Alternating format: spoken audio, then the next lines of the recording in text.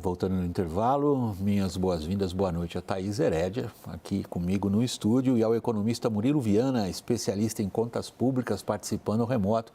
Murilo, obrigado pela disposição em fazer parte da nossa roda. Nosso assunto agora é a aprovação no Senado Federal.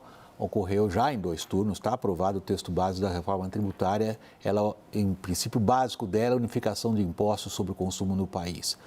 Houve uma série de modificações feitas pelos senadores. Significa que que a matéria toda volta para a Câmara. Vamos então, ao vivo, primeiro a Brasília, nos atualizar com os últimos passos com a nossa repórter Luciana Amaral. Boa noite, Luciana.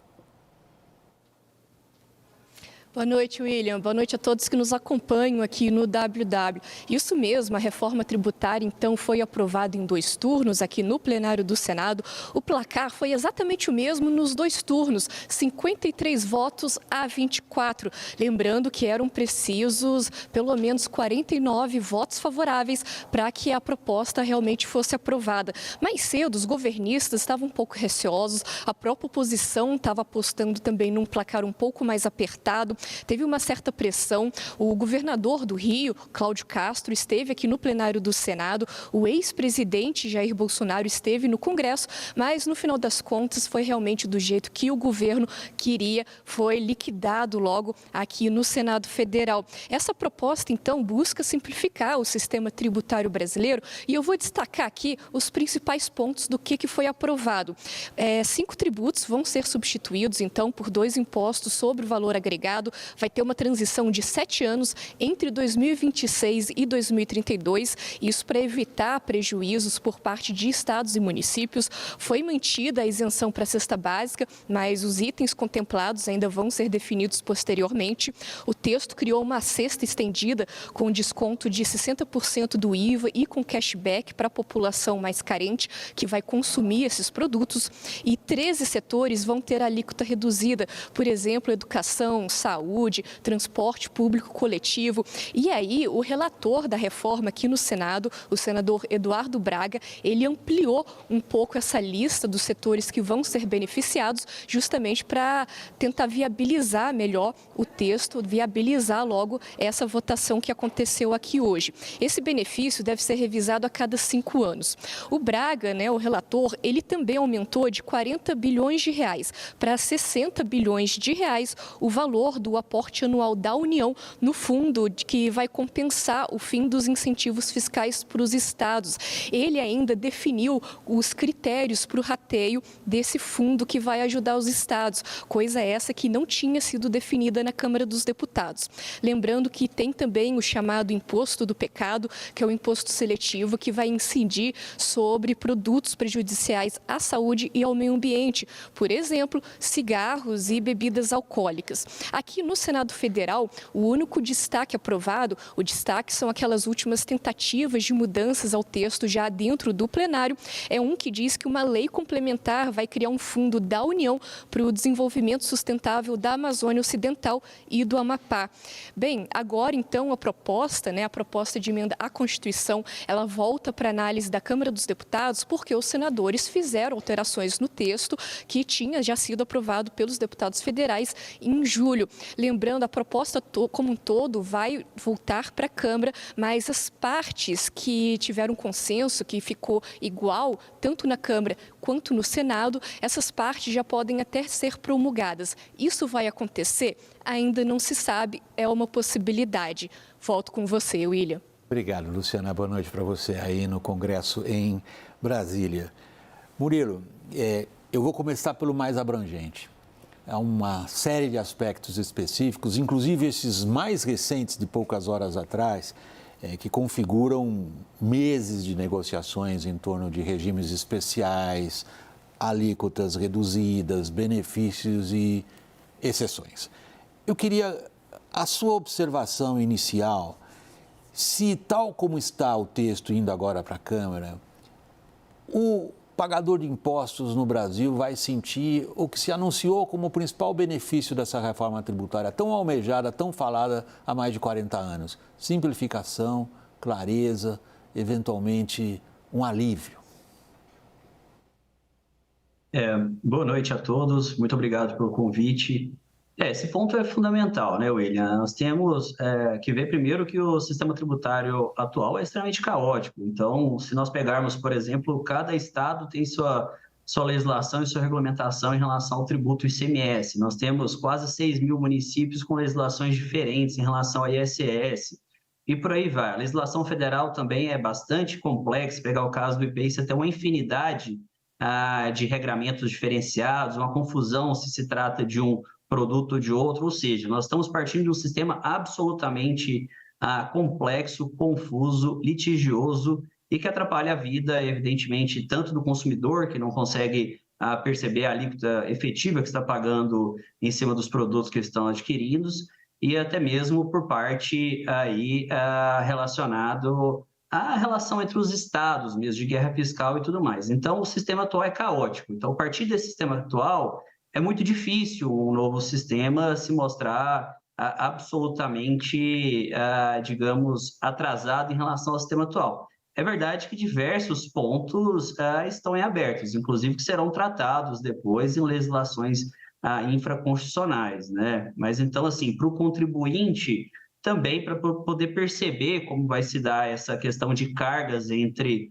diferentes produtos, isso também vai poder só ser notado mais para frente, com a própria legislação também, que vai estabelecer a alíquota e também regramento de creditamento e tudo mais, sobretudo aos segmentos que estão abarcados com a legislação com alíquota específica. Thaís, é muito difícil nessa altura a gente poder chegar a um veredito, né?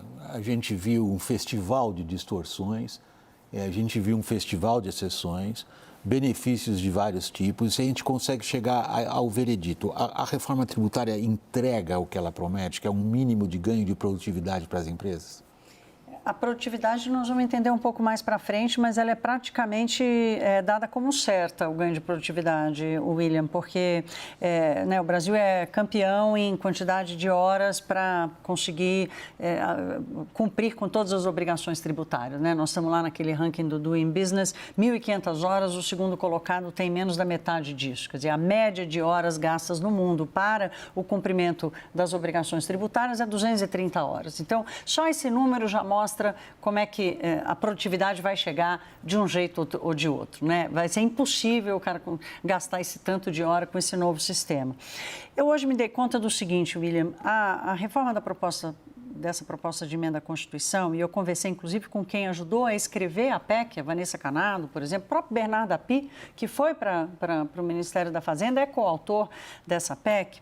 Ela é como se fosse a construção da estrada, por onde o Brasil vai caminhar agora, do ponto de vista da tributação do consumo. E como toda estrada construída no Brasil, vai passar primeiro aqueles eleitos, né? Aqueles que são escolhidos, que vão na frente, que vão aproveitar do asfalto novo.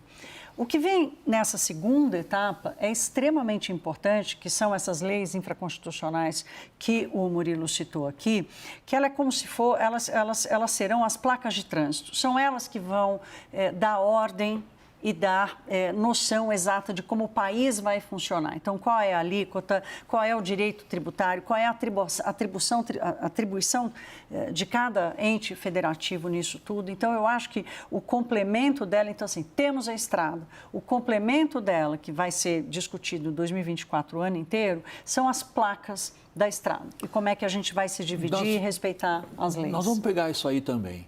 Eu só queria agora, nesse momento da nossa conversa, trazer o Daniel e o Caio nos aspectos políticos que a gente vê surgir dessas negociações, começando por você, Daniel.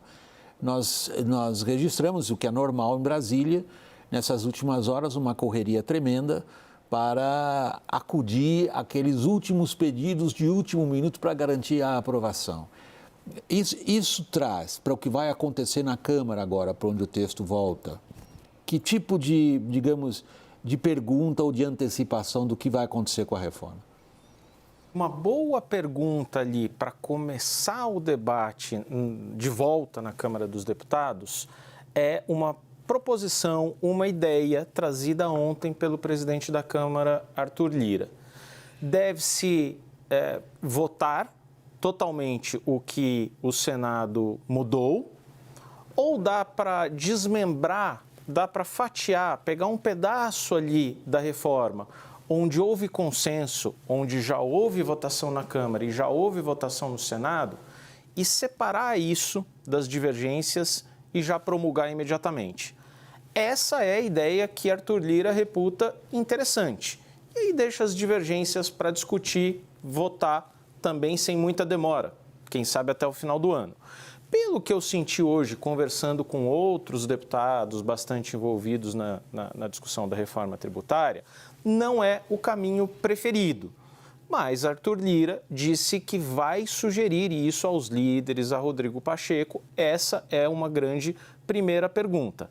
A outra pergunta, e aí a gente vai ver muito mais adiante em 2024, é como esses lobbies setoriais vão se articular para conseguir garantir na regulamentação dos regimes específicos benefícios tributários relevantes, que podem, dependendo de como saírem, doer no bolso de todo mundo. É onde nós vamos entrar também. Que desculpa esse meu artificialismo, é só a gente esgotar um pouco o lado político, aí nós vamos olhar para frente com a ajuda do Murilo e da Thaís. Caio. William, vai ser interessante a gente ver, constatar a diferença de funcionamento de Câmara e Senado, né? Os lobbies, eles atuam com muita mais força, muita mais eficácia no Senado do que na Câmara, a despeito de na Câmara ter muito mais gente para eles avançarem. Por quê? Porque o Senado, o jogo federativo principalmente, em primeiro lugar, é muito mais equilibrado, né? Sul e Sudeste são 9, né? 4 mais 3, 7, né? Na verdade, Sul e Sudeste tem 7 contra Norte, Centro-Oeste e Nordeste, que conseguem ali, não tem jogo para Sul e Sudeste. Então, no jogo federativo, ali o jogo é de um jeito, na Câmara o jogo é mais equilibrado, praticamente meio a meio. Essa é uma questão.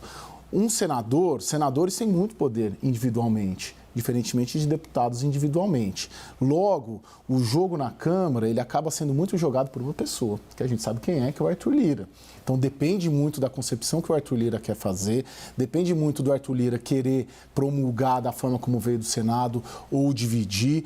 O funcionamento das duas casas no Brasil, ela existe justamente para isso, para ir equilibrando esses jogos, né? O jogo que o setor automotivo faz na Câmara é diferente do jogo que o setor automotivo faz no Senado. O setor automotivo conseguiu, no Senado, benefícios muito importantes que já tinham sido sinalizados na Câmara. Então, isso, a dinâmica é muito fluida das duas casas e é importante, eu creio, em qualquer análise, eu como congressista que sou, fiquei lá cobrindo 10 anos, ter essa percepção de que não basta apenas quando a gente fala o setor financeiro vai conseguir, o setor automotivo vai conseguir, serviços, né, que conseguiu muita coisa no Senado, ali dilui o jogo e tende a concentrar em um cidadão, que é o presidente Arthur Lira. Deixa eu só complementar aqui uma informação que o Daniel trouxe, que é a coisa desse fatiamento. A equipe da Fazenda, eu conversei mais cedo com o Dario Durigan, com Dario Durigan, que é secretário, o segundo da Fazenda, eles estão contando muito com essa promulgação muito rápida, mesmo que seja da parte mais nuclear da PEC. Eles já estão contando com isso. Então, essa estratégia apresentada pelo Lira, certamente foi combinada com a Fazenda para garantir que a PEC seja promulgada ainda este ano. Deixa eu fazer o seguinte, vamos partir para as leis complementares, o que vem depois. Murilo, para não interromper o raciocínio de ninguém, eu chamo o intervalo agora e a gente retoma depois da pausa, vendo o que é que vem pela frente agora, que pode mexer com o que já foi aprovado. Até já.